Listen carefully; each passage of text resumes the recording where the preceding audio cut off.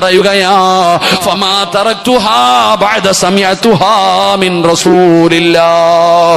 അല്ലാഹുവിന്റെ പ്രവാചകൻ പറഞ്ഞതിനു ശേഷം ഞാൻ ഇന്നുവരെ മുടക്കിയിട്ടില്ല, മരിക്കുന്ന കാലം വരെ മുടക്കാറുമില്ല. കാരണം നബിതങ്ങൾ പറഞ്ഞ ഒരു നന്മയാടോ.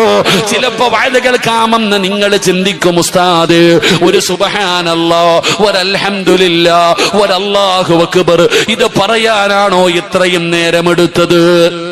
ഇത് പറയാനാണോ ഉസ്താദേ? കാരണം ഇതിന്റെ മഹത്വം നമുക്കറിയാത്തത് കൊണ്ടാ. ഇത് ചെറുതാണെന്ന് തോന്നുന്നത് നമുക്കിതിന്റെ മഹത്വം അറിയാത്തത് കൊണ്ടാ.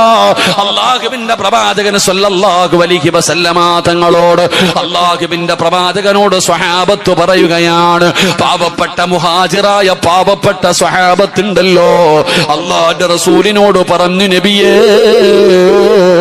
സ്വർഗം മുഴുവനും പ്രതിഫലം മുഴുവനും പണക്കാര് കൊണ്ടുപോവുകയാണ്.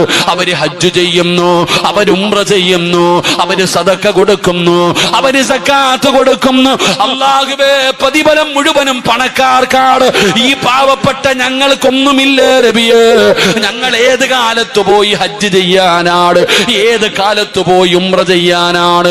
നബി തങ്ങളോട് സ്വഹാബത്ത് സങ്കടം പറഞ്ഞപ്പോ അല്ലാഹുവിന്റെ റസൂൽ ചോദിക്കുന്നു, സ്വഹാബാ,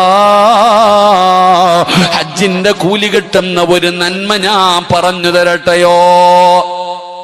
അൻസായ പാവപ്പെട്ട സഹാബത്ത് ചോദിച്ചു, നബിയെ, പ്രതിഫലം മുഴുവനും പണക്കാർക്കാ. കാരണം അവര് ഹജ്ജിന് പോകും, അവർ ഉംറയ്ക്ക് പോകും, അവര് സദക്ക കൊടുക്കും, അവര് സക്കാത്ത് കൊടുക്കും. ഞങ്ങൾക്ക് ഇട്ടിരിക്കണ വസ്ത്രമല്ലാതെ പുതയ്ക്കാൻ പോലും വേറൊന്നുമില്ല. ഈ പാവപ്പെട്ട ഞങ്ങൾക്ക് എങ്ങനെയാ ഹജ്ജിന് പോകുന്നത്, ഉംറയ്ക്ക് പോകുന്നത്?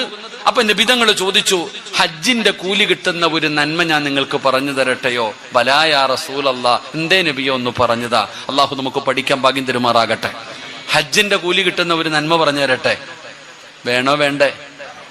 എടോ, ഹജ്ജ് ചെയ്ത കൂലി കിട്ടുന്ന ഒരു നന്മ